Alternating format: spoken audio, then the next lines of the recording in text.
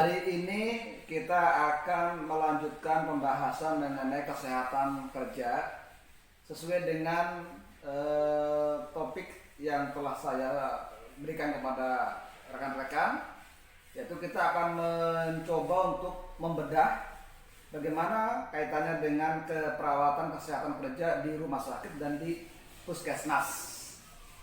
Tentunya kan teman-teman semuanya sudah banyak pengalaman karena memang itulah keseharian teman-teman yang ada di ruangan. Ya. Oke. Oleh karena itu kita akan mendengarkan presentasi dari rekan-rekan. Kita akan mulai dari yang kelompok rumah sakit. Mangga silakan untuk yang kelompok rumah sakit untuk memaparkan kaitannya dengan bagaimana kesehatan kerja di rumah sakit. Nanti kita akan mencoba untuk mendiskusikan dan membahasnya. Mangga silakan. Ini kita masukin konsepnya yang ketiga RS saja, Pak. Gimana Pak Asmadi? Boleh, nggak apa-apa. Nggak apa-apa. Sesuai dengan yang teman-teman pahami saja, nggak apa-apa. Oke, siap. Ya. Ini mungkin saya langsung share Zoom aja, Pak ya. Boleh. Share screen aja mungkin. Ya, siap. Nah, di keselamatan dan kesehatan kerja di rumah sakit atau ketiga itu segala kegiatan untuk menjamin dan melindungi keselamatan dan kesehatan bagi sumber daya manusia rumah sakit, pasien, pendamping pasien, pengunjung maupun lingkungan rumah sakit melalui upaya pencegahan kecelakaan kerja dan penyakit akibat kerja di rumah sakit. Ini pengertian lainnya adalah segala kegiatan untuk menjamin dan melindungi keselamatan dan kesehatan bagi sumber daya manusia rumah sakit, pasien, pendamping pasien, atau yang tadi sama ya, lanjutkan yang pengertian yang seperti awal. Kemudian ini kita berdasarkan Permenkes nomor 66 tahun 2014. Tujuannya ini banyak, nanti bisa dibaca sampai tuntas. Ini salah satu aja saya baca, keselamatan dan keamanan rumah sakit bertujuan untuk mencegah terjadinya kecelakaan. Tujuannya sudah jelas dari K3RS. Kemudian manajemen risiko K3RS bertujuan keselamatan dan kesehatan di rumah sakit sehingga tidak menimbulkan pasien, pendamping pasien ataupun seperti itu. Kemudian hasil di rumah sakit seperti yang terdapat masuk dalam poin. Jadi bahaya adalah suatu keadaan atau kondisi yang dapat mengakibatkan atau berpotensi menimbulkan kerugian, cedera, injuri atau penyakit bagi pekerja, menyangkut lingkungan kerja, pekerjaan, lingkupnya adalah mesin atau metode atau materialnya. Jadi metode itu seperti kayak SOP dari pengoperasian satu alat kesehatan itu sendiri dan dari materialnya. Kemudian pengorganisasian pekerjaan, budaya kerja dan pekerjaan lain. SEKO yaitu kemungkinan atau peluang suatu hajat menjadi satu kenyataan yang bergantung pada pajangan, frekuensi, konsekuensi serta dose respons. Nah ini mungkin jenis hazard di rumah sakit ya. Potensi bahaya di rumah sakit itu dari fisik contohnya ada kebisingan, kemudian suhu, getaran, kemudian lantai licin. Dari kimia contohnya formaldehid, alkohol, ethylene oxide, bahan pembersih lantai, desinfektan, atau klorin. Dan di biologi sendiri contohnya bakteri, virus, mikroorganisme dari tikus, kecoa, kucing dan sebagainya juga mungkin bisa menularkan satu penyakit ke SDM rumah sakit itu sendiri. Apalagi sekarang sedang musim pandemi seperti ini, mungkin infeksi nosokomial akan sangat sering terjadi jika kita tidak bisa menerapkan apa itu konsep K3RS. Kemudian di ergonomi contohnya posisi statis. Di ergonomi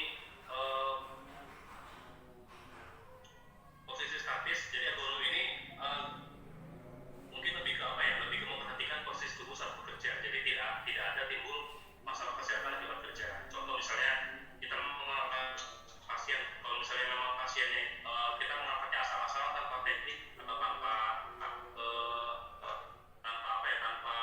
strategi yang sudah dipelajari oleh kita, itu kemungkinan akan menimbulkan masalah cedera otot atau sendi seperti itu. Dari ergonomi sampai bawaan, hubungan antara pekerja yang tidak harmonis. Dari segi mekanik, contohnya terjepit mesin, tergulung, terpotong, terseret, tertusuk.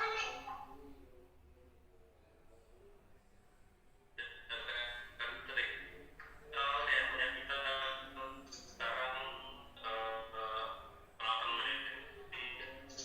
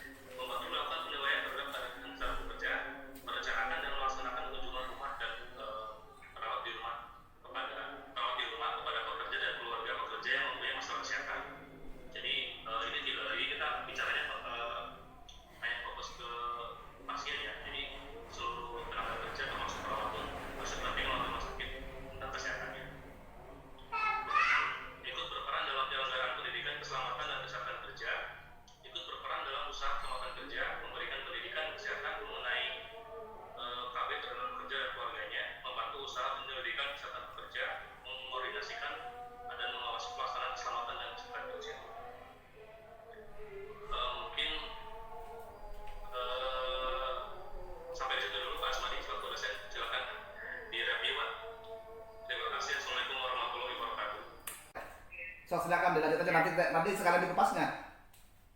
Silakan. Assalamualaikum warahmatullahi wabarakatuh. Waalaikumsalam warahmatullahi wabarakatuh. Jadi perwakilan dari kelompok 1 akan mengungkapkan tentang peran perawat dalam pencegahan dan penanganan penyakit akibat kerja di puskesmas. Definisi keselamatan kerja merupakan rangkaian usaha menciptakan suasana kerja yang aman bagi karyawan di tempat kerja yang bersangkutan. Ini terlihat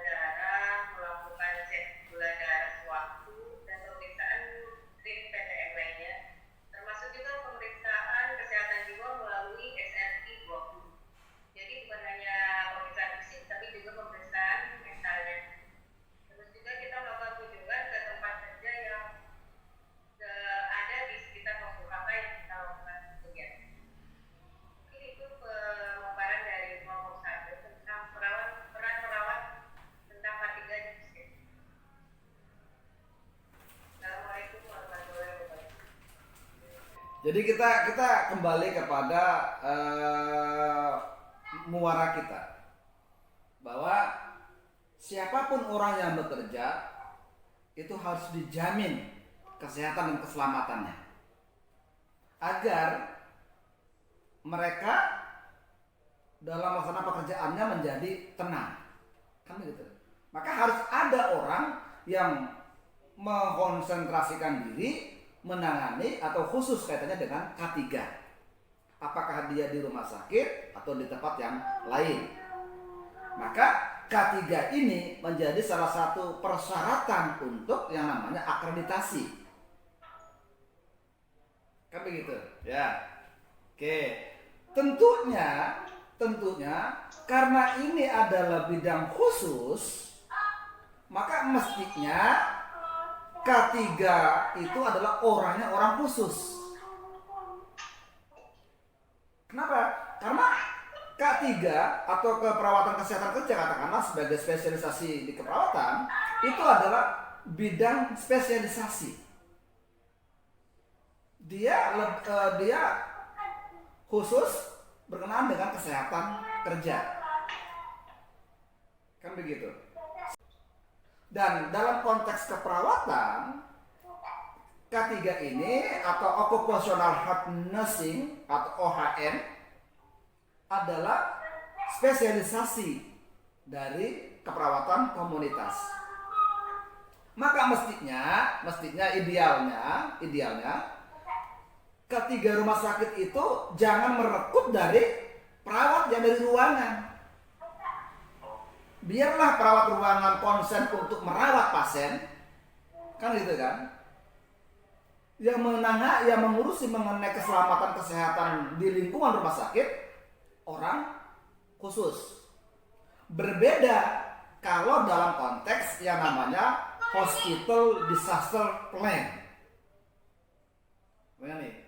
Kalau hospital disaster plan atau artinya adalah perencanaan bencana berbasis di rumah sakit, maka tadi betul kata Mas Tomo, kan gitu kan? Karena kejadian bencana itu dapat terjadi baik pada skala besar di rumah sakit secara umum atau per ruangan. Bisa terjadi tuh ya kalau HDP, ya kan? Nah, baru betul. Makanya ini kita mencoba untuk memilah dulu. Ya kan? Memilah dulu. Kita sekarang membahas mengenai K3.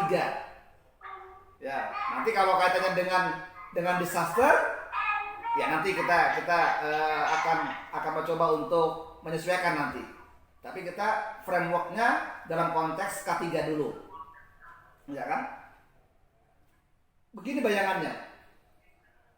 K3 itu adalah dia melihat, misalnya adalah saya K3 di rumah saya, misalkan saya diberi tugas untuk bagaimana caranya menjamin kesehatan keselamatan yang ada di dalam rumah saya,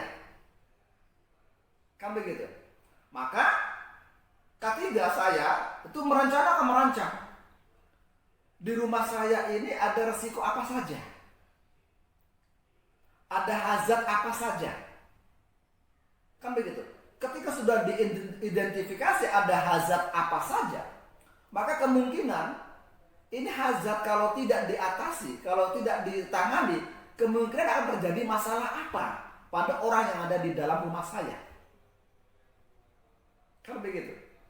Nah, kalau sudah bisa diidentifikasi kira-kira masalah atau gangguan kesehatan atau kecelakaan apa yang akan terjadi di rumah saya, maka berikutnya adalah orang K3 itu berpikir, bagaimana caranya? Apa yang harus saya lakukan agar resiko kecelakaan atau resiko penyakit akibat kerja yang ada di dalam rumah saya itu tidak sampai terjadi?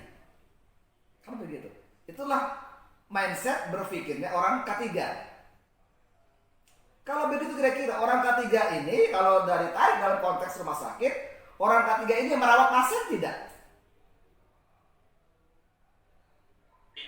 Tidak. Yang merawat pasien adalah teman-teman yang ada di dalam rumah itu. Benar nih? Itu yang ideal. Kan? Harusnya begitu. Itu Pak, yang ya. ideal. Belum begitu. Iya, sehingga apa? Penghematan tenaga, Pak. Bukan. Sehingga teman-teman perawat itu tidak terlalu terbebani dengan berbagai macam pekerjaan yang sebenarnya bukan tugasnya. Betul, Pak. Ya kan? Pekerjaan Pak perawat rumah sakit. Kan begitu kan pastinya gitu loh. Nah, ya. Multi talenta. Makanya ini menjadi dasar perawat itu harus sudah mulai membuka diri, membuka hasanah mindset keilmuan, ya kan? Sehingga dia tahu betul, oh kalau begitu ini mestinya manajer ini, ya kan? Atau pimpinan rumah sakit ini, mestinya dia menyiapkan dong SDM khusus K3.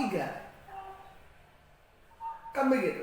K3 lah nanti yang akan merekomendasikan apakah Mas Tomo ini masih layak tidak kerja bertugas di ruangan UGD atau di ruangan OK. Oh ternyata berdasarkan hasil pemeriksaan kesehatan kerja katakanlah, iya kan? Yang dilakukan secara rutin segala macam. Ini kayaknya Mas Tomo ini nggak pantas nih, pantas. Sudah nggak mampu lagi nih kalau dia bekerja di OK. Bahaya ini, kan begitu. Maka orang K3 membuat rekomendasi kepada pimpinan. Ini kayaknya perawat Tomo ini jangan lagi ditugaskan di OK, tapi tugaskanlah misalkan di poliklinik. Apa dasar pertimbangannya? Ada dasarnya, clinical judgment-nya. Itu masih diatur begitu. Tapi dilihat, dia masih mampu nggak melaksanakan pekerjaan ini dengan kondisi kesehatan yang dia sekarang alami. Itu mestinya. Dan itu adalah orang K3 mestinya. Karena dia berpikirnya beda. Paham ini? Paham, Pak. Ya kan? Nah, tapi memang masih banyak PR buat kita ya, buat kita. Nah, sehingga apa tadi? Masih banyak yang dikerjakan, Pak. Iya, kan itu kan. Nah, maka orang K3 itu dia benar-benar selalu berpikir bagaimana caranya agar siapapun orang yang ada di bangunan ini, yang ada di rumah sakit ini, itu dijamin tadi kesehatan dan keselamatannya. Kan begitu. Sehingga kalau sudah ada jaminan di sini, dalam artian jaminan di sini bukan hanya sebatas jaminan berupa asuransi ya, kan itu kan? Bukan. Tapi tadi upaya-upaya untuk mengurangi atau meminimalisir risiko terjadinya penyakit atau kecelakaan akibat kerja. Oke, saya akan melanjutkan yang tadi saya sampaikan dengan sekalian masalah puskesmas. Oke, jadi kan begini, setiap pekerjaan itu pasti mengandung resiko mengalami penyakit akibat kerja atau kecelakaan akibat kerja. Jadi kita kan dihadapkan pada dua hal itu, perawat, dokter, mekanik, insinyur dan yang lain semuanya itu ketika dia menjalankan pekerjaannya pasti dihadapkan dengan dua risiko. Risiko bisa mengalami penyakit akibat kerja dan risiko kecelakaan akibat kerja. Karena pekerja itu berada pada lingkungan yang berisiko, maka disinilah harus diproteksi, dicegah, diminimalisir, dan bila ada kasusnya maka segera ditangani. Maka itu masuk dalam konteks lingkup K3, ya kan? Kesehatan, keselamatan kerja, kan begitu. Lingkupnya berat dan juga ada spesialisasi, maka mestinya yang menangani, yang menggarap K3 baik di struktural maupun di fungsionalnya adalah orang-orang yang betul-betul spesialisasi di bidang K3. Di keperawatan ada yang namanya spesialisasi bidang keperawatan yang disebut dengan OHN, Occupational Health Nursing, atau Perkesja, perawatan kesehatan kerja. Kan begitu. Global. Maka K3 ini adalah kewajiban yang harus dipenuhi oleh institusi terhadap semua pekerja. Oke. Tentunya perawat yang ada di rumah sakit dihadapkan dengan berbagai macam risiko. kecelakaan ataupun penyakit akibat kerja. Begitu pula dengan perawat yang ada di puskesmas. Apalagi kalau di puskesmas itu kan ada kegiatan dua. Ada kegiatan di dalam gedung dan ada kegiatan di luar gedung. Ya kan? Nah, mestinya ini K3 yang ada di puskesmas dia mampu mengidentifikasi resiko-resiko apa yang akan dialami oleh orang-orang di puskesmas ketika dia berada di dalam gedung dan ketika dia berada di luar gedung. Ini yang paling penting mestinya. Ini yang harus diperhatikan. Sehingga dibuatlah yang namanya SOP seperti yang tadi disampaikan oleh Mas Tomo ini. Betul, kan itu kan yang namanya K3 itu harus ada SOP-nya. Ketika menemukan suatu kasus seperti ini, apa SOP-nya dalam konteks K3? Dan SOP ini adalah harus semuanya disosialisasikan, dipahami oleh semua yang ada di puskesmas, yang ada di rumah sakit. Sehingga dia tahu betul apa yang harus dilakukan ketika menemukan kondisi seperti itu. Jadi SOP itu bukan disimpan di dalam dokumen, di dalam arsip lemari, bukan. Tapi SOP itu harus disebarluaskan, dibaca dan dipahami oleh semua yang terkait di dalamnya. Kan begitu. Jangan sampai nanti kebingungan. Kan begitu, kebingungan. Ketika ada yang tertusuk jarum, bingung, panik karena nggak tahu SOP. Ketika terjadi kebakaran juga panik karena nggak tahu SOP. Makanya salah satu untuk menjamin tercapainya K3 kesehatan keselamatan kerja, maka SOP ini menjadi hal yang sangat penting. Oke. Lalu saya kembali lagi, semua pekerjaan itu mengandung resiko. Oleh karena itu perlu ada upaya untuk mengurangi, meminimalisir ataupun juga menangani risiko tadi. Tata kelola. Ada beberapa cara atau langkah yang bisa kita lakukan untuk mengatasi, menangani atau meminimalisir tadi. Yang pertama adalah menghilangkan faktor risiko tadi, menghilangkan hazard tadi misalnya. Contoh pentingnya penggunaan APD. Maka APD itu adalah pilihan terakhir.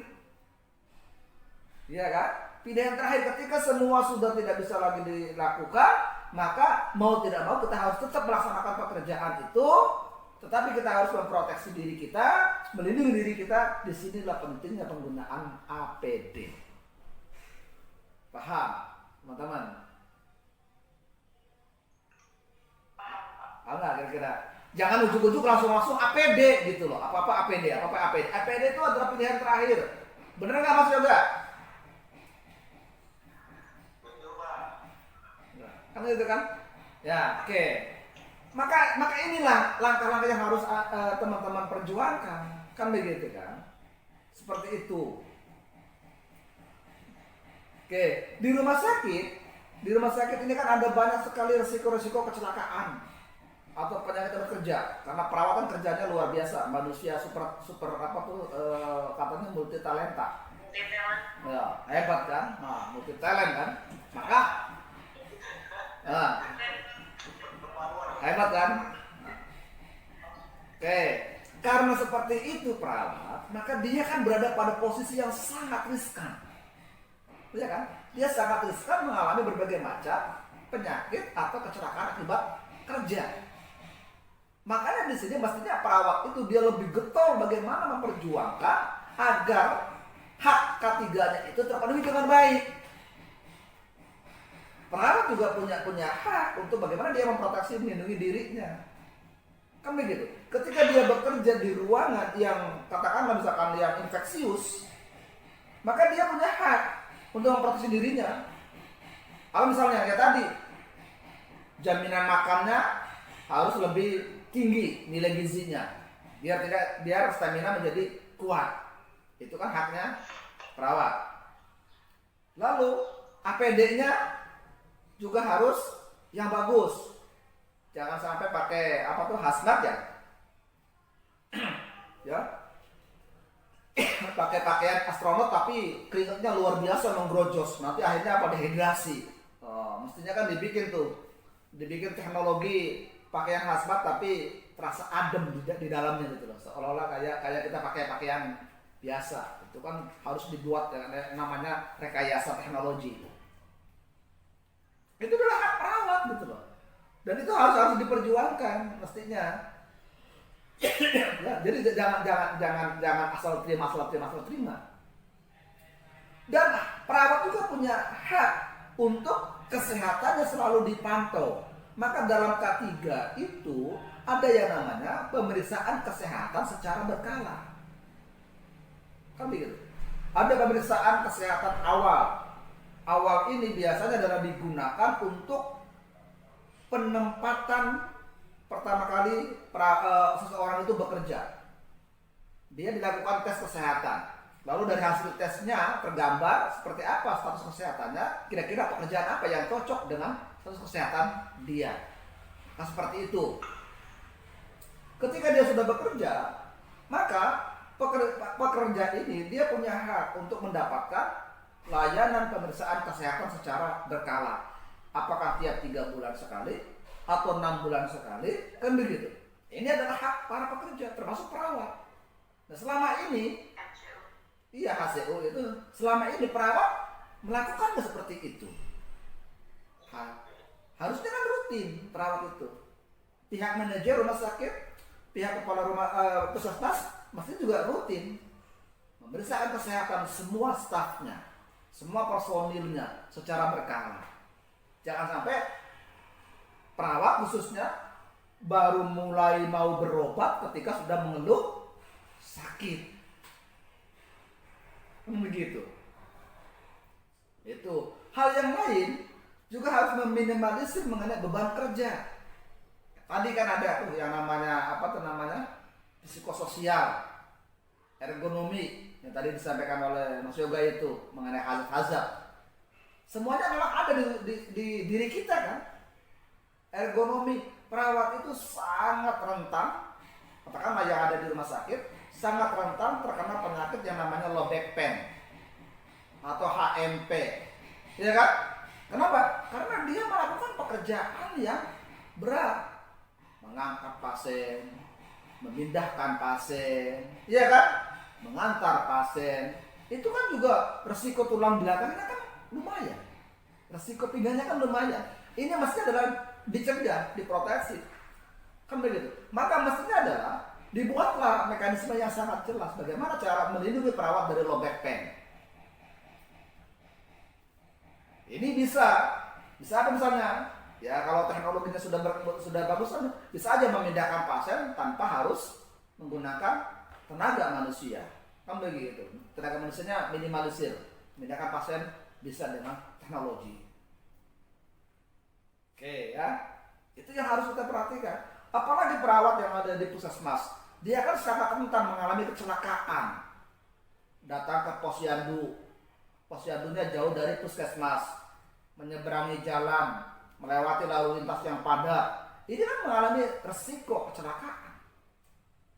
Makanya harus diproteksi juga. Gitu loh. Harus dilindungi, harus dijamin. Maka saya katakan tadi. Untuk bisa meningkatkan produktivitas kerja. Maka K3 itu menjadi hal yang sangat penting untuk dilakukan. Begitu. Program olahraga buat perawat yang ada di puskesmas, yang ada di rumah sakit berjalan tidak? Olahraga rutin, olahraga bersama, itu harus digerakkan. Lalu makan yang bergizi untuk pada semua stafnya. Lalu juga jam kerja, beban kerja harus diukur, harus dilihat. Ini ibu hamil, perawatnya lagi hamil, kerjanya di katakan misalkan di emergency, ya maksudnya kan ini diperhatikan dulu gitu loh. Selama dia hamil harusnya di mana dulu nih, bagian apa gitu loh, iya kan? Jangan sampai malah justru pekerjaan ini membuat dia menjadi celaka. Maka itulah tugasnya tim K3. Dia merancang, menganalisis dan membuat usulan kebijakan kepada pimpinan. Maka K3 itu adalah orang yang khusus, Efisiensi. Oke, paham? Tinggal nanti lihat fakta di lapangannya, kayak apa, ada apa, kenapa seperti itu. Nah, ini yang harus dilakukan, iya kan? Maka disinilah saya sampaikan, perawat itu harus sudah mulai melek dengan hukum, kan gitu kan? Mengenai K3 ini itu ada peraturan perundang-undangan yang mengaturnya. Apakah dari Menaker Trans, ya kan? Apakah dari Kemenkes, ya kan? Apakah dari yang lain, itu sudah ada peraturan perundang-undangan. Gunakan peraturan perundang-undangan itu untuk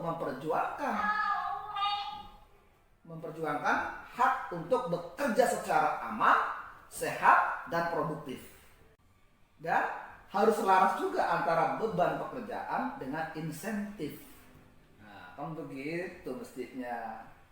Ya, biar perawat itu, ya tadi tujuan K3 kan bukan hanya menjamin kesehatan dan keselamatan saja, tapi juga kesejahteraan. Paham? Oke, ada tanyakan? Izin bertanya Pak, Ya, boleh. kalau di kami Di mana? ada namanya insiden report Pak. Insiden report. Untuk mencegah terjadinya kecelakaan atau K3 itu, kita ada namanya insiden report. Tadi seperti yang Mas Yoga bilang bahwa ada yang near-miss atau nyaris terjadi, ada KNC, kecelakaan tidak diharapkan, atau KTD, KNC, kecelakaan nyaris cedera, dan sebagainya. Di kami melakukan sistem insiden report Pak. Itu online tiap ruangan di komputer masing-masing. Jadi kalau kita menemukan sesuatu yang akan membahayakan, itu bikin insiden report lapor. Jadi contoh kayak ada air yang berceceran, itu kita bikin insiden report sebelum terjadi ada yang jatuh, itu kita bikin insiden report.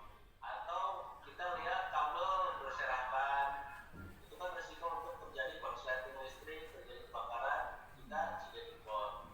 Atau dari medisnya, contoh yang pasien bed rest total, resiko jatuhnya tinggi, melihat bednya handrailnya tidak dipasang, kita bikin insiden report.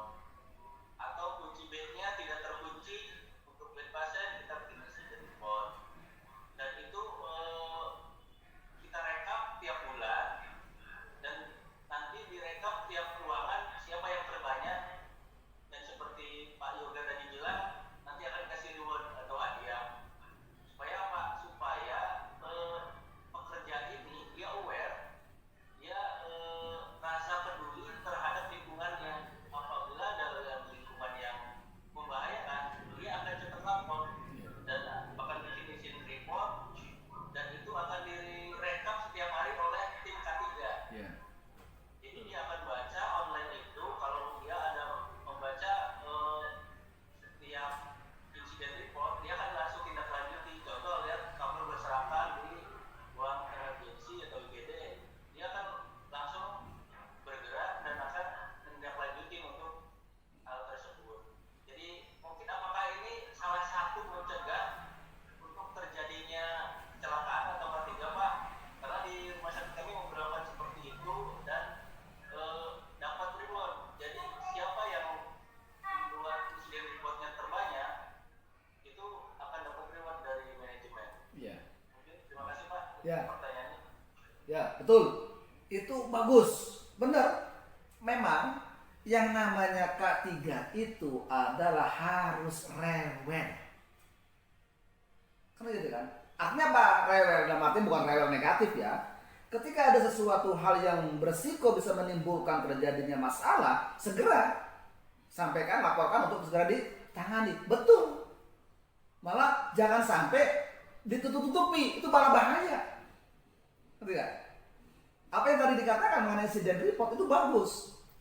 Justru mestinya adalah memang setiap ruangan atau setiap bagian atau setiap unit itu harus ada yang namanya insiden report. Itu sangat saya sangat setuju, apresiasi sekali itu. Benar itu.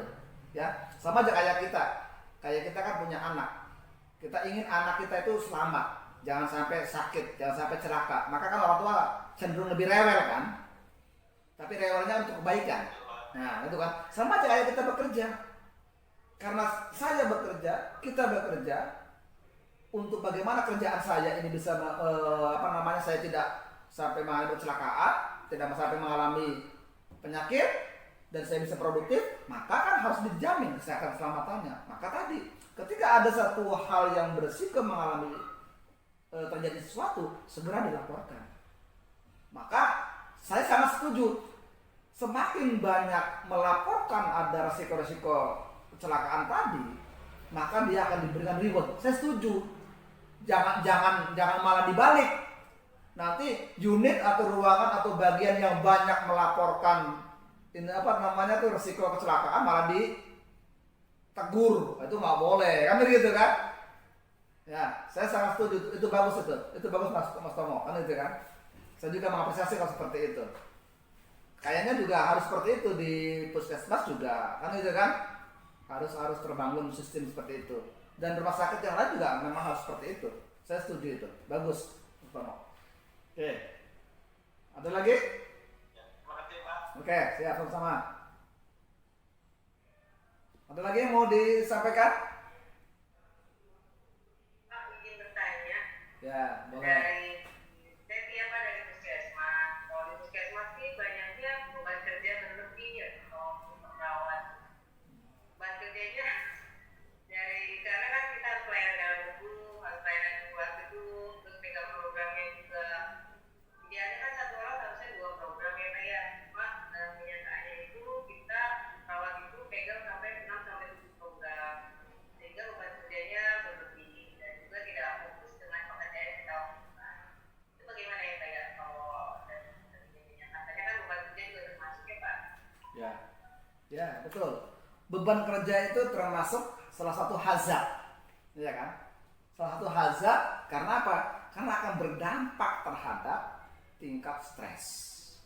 Kalau bekerja berada pada stresor yang tinggi, kan sangat riskan dia untuk mengalami kecelakaan, kan begitu kan? Sangat riskan untuk bisa stamina tubuh, daya tahan tubuh akan turun. Maka disinilah sebenarnya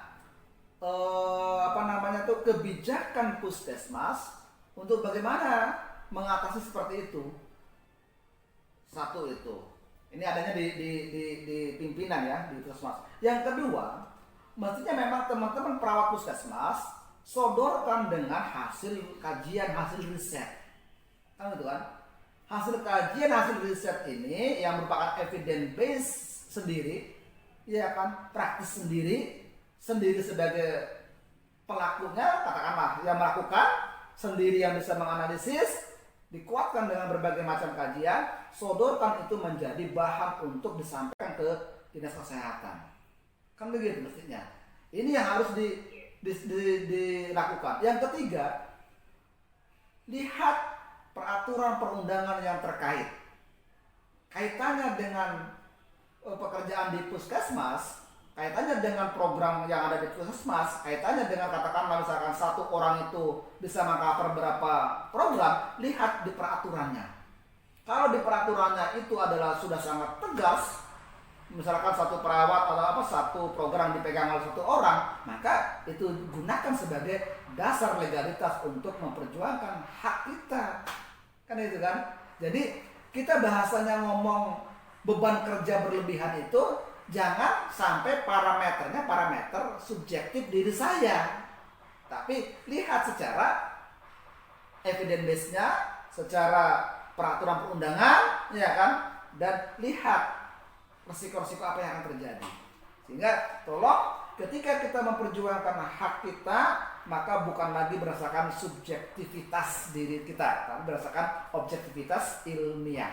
Ini yang harus mulai dibangun oleh teman-teman kita semuanya. Oke, ya. Oke, kalau tidak ada, saya akhiri. Saya mohon maaf bila ada kata yang kurang berkenan. Hari kalam. Assalamualaikum warahmatullahi wabarakatuh.